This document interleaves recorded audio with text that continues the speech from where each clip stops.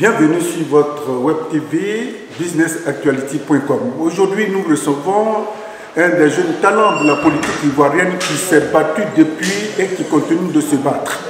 Ce jeune homme, il fait la navette entre Abidjan et la Côte d'Ivoire, entre là où ça ne va pas et là où ça va, là où ça ne va pas du tout. Et ce jeune homme se bat. Beaucoup l'ont critiqué sans pouvoir le connaître. Beaucoup l'ont fustigé d'être pro, d'être traître, d'être ceci, d'être cela. À la faveur d'une rencontre en banlieue parisienne à Villiers-le-Bel, nous avons tout fait pour attraper celui que je vous demande d'accueillir parce qu'avec lui, nous allons échanger. Il s'appelle Abel Naki que voici. Abel Naki, bonjour. Bonjour. Alors, Abel Naki, quand on parle d'Abel Naki, eh bien, dans votre camp, les gens trouvent que vous êtes traître. Dans votre camp, les gens vous disent que vous êtes nacheté, vous n'êtes pas clair. Abel Naki, pourquoi autant de doutes et de suspicions sur ce que j'appelle votre parcours de combattant politique? Merci, Joël Etienne, de me recevoir sur la télé. Oui, d'aucuns pourraient penser que mon parcours soit jalonné de beaucoup de bruit, parce qu'effectivement, là où des hommes sont ensemble, là où des hommes se frottent, il y a toujours du bruit, il y a toujours certains qui pensent autre chose que d'autres. Mais l'essentiel pour nous, en tant que CRI panafricain, c'est de garder le cap sur ce que nous avons décidé de faire pour notre pays. Effectivement, en 2014, nous sommes rentrés en Côte d'Ivoire pour participer au processus de réconciliation que le président Ouattara avait formé. Oui, certains disaient, mais Abel Naki est qui pour prendre cette initiative? Abel Naki est un Ivoirien, né des pères et des mères ivoiriens, donc natif de la Côte d'Ivoire. Donc il a aussi son mot à dire sur ce qui se passe dans notre pays. Parce qu'en réalité, en fait, ce que les gens voudraient, c'est qu'il y ait des personnes qui se mobilisent quand ça ne va pas, et qu'il y ait d'autres personnes qui prennent des décisions, et puis vice-versa. Ah non. C'est-à-dire qu'aujourd'hui, ce qui se passe dans notre pays, à presque 50 ans de vie sur Terre, on ne peut pas se laisser prendre les décisions par d'autres personnes. Donc nous, on est engagés en politique et nous avons décidé de participer à la vie politique de notre pays. Si ça doit nous faire de nous des traîtres, il faut savoir quel est le baromètre, à quel niveau on se situe, et puis on pense que d'autres sont traîtres et d'autres ne sont pas traîtres. Qu'est-ce que vous pouvez assister aujourd'hui, la CRI panafricain, Abel Naki, CRI panafricain, comment il s'appelle, Willy Bla, ça crée la confusion. Je ne sais pas s'il y a un CRI panafricain Willy Bla ou un CRI panafricain ceci ou cela. Je suis le président fondateur du CRI panafricain, qui est un parti politique régulièrement enregistré en Côte d'Ivoire au ministère de l'Intérieur en tant que parti politique. Et j'en suis le président. Oui, mais... Maintenant, s'il y a des confusions ou si des gens pensent ce qu'ils veulent penser, il y a un seul CRI panafricain. Nous avons des démembrements et nous n'interdisons pas à des personnes qui voudraient bien utiliser ce nom pour pouvoir faire de la mobilisation, nous ne leur interdisons pas d'utiliser ce nom-là. Donc c'est comme ça que vous allez voir que beaucoup de personnes vont utiliser le CRI panafricain, mais il n'y a pas que celui que vous venez de citer. Il y a plusieurs personnes dans le monde entier qui utilisent le nom du CRI panafricain parce que c'est un moteur de mobilisation, c'est un moteur d'action, c'est une organisation politique bien organisée. Alors cela arrange beaucoup de personnes de vouloir utiliser ce nom afin de pouvoir mobiliser. Mais c'est une bonne chose parce que ça va dans l'intérêt de notre pays. Quel bilan on fait du CRI panafricain? Un moment, c'était voué à la libération du président Gbagbo, et puis vous êtes sorti de là pour aller être candidat à la députation où on m'a dit que vous avez eu 0,001% à Abel Naki.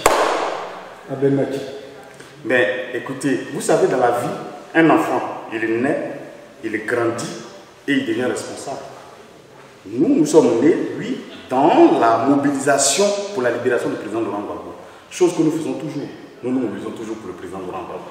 Mais en même temps, nous sommes ivoiriens et notre parti est représenté en Côte d'Ivoire. Nous participons aussi à la vie politique de notre pays.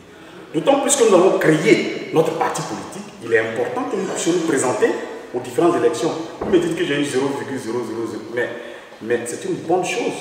J'ai pensé que vous alliez me dire que je n'ai même pas pu me présenter aux élections et que mon dossier avait été refusé. Mais alors que je me suis présenté, et il y a au moins 0,00 personnes qui ont voté pour moi. Mais c'est une bonne chose, je vous dis ça, parce que on ne commence pas grand. Je connais des personnes qui se sont présentées à des élections en Côte d'Ivoire qui n'ont pas pu les gagner, mais qui plus tard les ont gagnés. Donc ça, ce n'est pas un problème pour nous. Le vrai problème pour nous, c'est que les choses peuvent changer en Côte d'Ivoire. Et vous pensez que les choses peuvent changer? Mais les choses vont changer. Et regardez, aujourd'hui, nous sommes à une réunion avec le PDCI. Ça veut dire que beaucoup de personnes ont compris le combat que nous menions depuis 2014. Mais quand on dit qu'Abel Mekki est opportuniste, je crois que c'est par rapport à toutes ces initiatives que vous prenez, sans doute consulter votre base qui vous envoie tous ces démembrements de traits de ceci.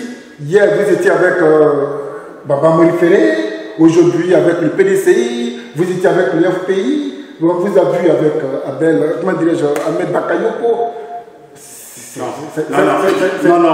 Quand on est journaliste, mon cher Joël, il faut aller à la source des informations.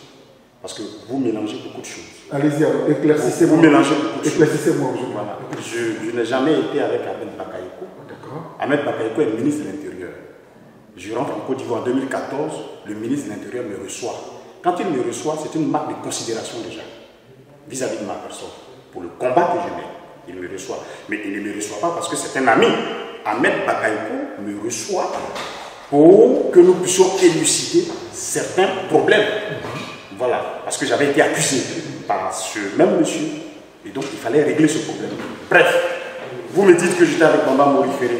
Je n'étais pas avec Baba Morifere. J'étais dans une coalition. Il faut bien situer les choses. Être dans une coalition ne veut pas dire qu'on est avec quelqu'un. J'étais dans une coalition. Et il s'est trouvé que le président de cette coalition, c'est le professeur Baba Morifere. Mais nous travaillons en bonne intelligence dans une coalition où mon parti politique prend toute sa part. Vous dites que j'étais avec le FPI. Mais je n'ai jamais été FPI, je ne suis pas avec le FPI. Mais je suis dans des organisations où le FPI est membre. Par exemple, la CLC, le FPI était membre de cette organisation. La coalition du Nord et le Front du Refus qui se sont mis ensemble plus tard. Mais le FPI faisait partie de cette coalition. Aujourd'hui, je me retrouve dans cette grande plateforme que le président Bédi est en train de mettre sur pied. Le FPI s'y trouve, le COGEP s'y trouve, mais le CRI panafricain s'y trouve. Alors on ne peut pas me traiter d'opportuniste. Non, la vie politique d'un pays se mène et se voit et se vit. Nous vivons la vie politique de notre pays. Ce n'est pas parce qu'on va dire que celui-ci est opportuniste qu'il va rester là alors que des choses sont en train de se faire pour son pays. Aujourd'hui, le président Bédier dit qu'il n'est plus avec le RHDP. Il sort du RHDP. Mais il faut saisir cette occasion pour que les Ivoiriens puissent se retrouver autour du président Bédier, autour du PDCI, du FPI, du COGEP et du CRI panafricain et appeler aussi d'autres organisations pour former cette large coalition. Et on parle des élections locales, tous les Ivoiriens ne se sentent pas concernés, il y a la crainte, il y a le doute, il y a la peur. Quelle est la position du CRI panafricain par rapport à ces organisations locales? Vous voulez aller accompagner ou bien vous boycotter ou bien vous empêcher carrément? Non, ce qu'il faut comprendre, c'est que nous, au CRI panafricain, nous n'avons pas de candidat déjà. Ça, on n'a pas de candidat, ce n'est pas parce qu'on ne voulait pas y aller, mais on n'a pas de candidat au niveau municipal. Mais n'empêche que, comme je l'ai dit et je vais me répéter, il faut participer à la vie politique de son pays. La Côte d'Ivoire a une constitution. La constitution ordonne aux fils et aux filles de ce pays de pouvoir organiser des élections municipales régionales. Même si les conditions ne sont pas réunies. Mais les conditions n'ont jamais été réunies depuis que nous sommes. Aucune condition n'a jamais été réunie. Les seules conditions qui avaient été réunies que le président Laurent Gbagbo avait obtenues avec ses camarades, ces conditions-là ont été bafouées. Mais est-ce à dire que, puisque les conditions ont été bafouées, on va laisser notre pays à volo, on va laisser notre pays aller dans la mer des inconnus, on va laisser notre pays se cogner la tête? Non, il faut participer à la vie politique de notre pays. Quelqu'un me disait, et c'était même tout à l'heure, c'est le représentant du FPI, mon cher ami Georges Lata, qui me disait, le pouvoir se prend parcelle par parcelle. Mais je suis tellement d'accord avec lui, mais c'est en menant des combats matin, midi et soir qu'on peut récupérer des parcelles et des parcelles. Mais le combat là, les gens pensent que mener le combat c'est de faire des manifestations, se réunir à Yopougon, se réunir à... Non, le combat aussi c'est de dire, c'est vrai, les conditions ne sont pas réunies, mais moi j'y vais. Parce qu'une élection, c'est un peuple. En tant que perdant, puisque si les conditions ne sont pas réunies en votre faveur et que vous y allez, vous perdez. Mais je vous donne un exemple. Il y a eu des élections législatives. Les conditions n'étaient pas réunies. Mais il y a eu des candidats qui ne sont pas du pouvoir, qui ont gagné cette élection, qui sont aujourd'hui députés, qui ont été des candidats indépendants. Si on veut même laisser les partis politiques, qui ont été des candidats indépendants et qui ont gagné ces élections. Mais certains même ont été des responsables des partis politiques qui ont gagné ces élections. Donc le combat là, ça se mène de bout en bout, mais le pouvoir se prend petit à petit, parcelle par parcelle. L'avenir de la Côte d'Ivoire, comment vous le voyez? L'avenir de la Côte d'Ivoire, je la vois dans une grande union des fils et des filles de ce pays pour enlever l'ivraie, du bon grain, en tout cas de la bonne plante. Donc aujourd'hui, c'est l'appel que tout le monde lance. Aujourd'hui, c'est l'appel que les uns et les autres lancent. Il faut se mettre ensemble pour récupérer notre pays. Il faut se mettre ensemble pour récupérer notre pays. On le réclame en ce moment. Vous venez de découvrir pour la première fois sur notre chaîne le véhément, celui qui a le bagou, il a le verbe, il a la conviction, il a un plan pour son pays. Vous venez sommairement de l'écouter. C'est Abel Naki. Merci. Abel, merci. Merci.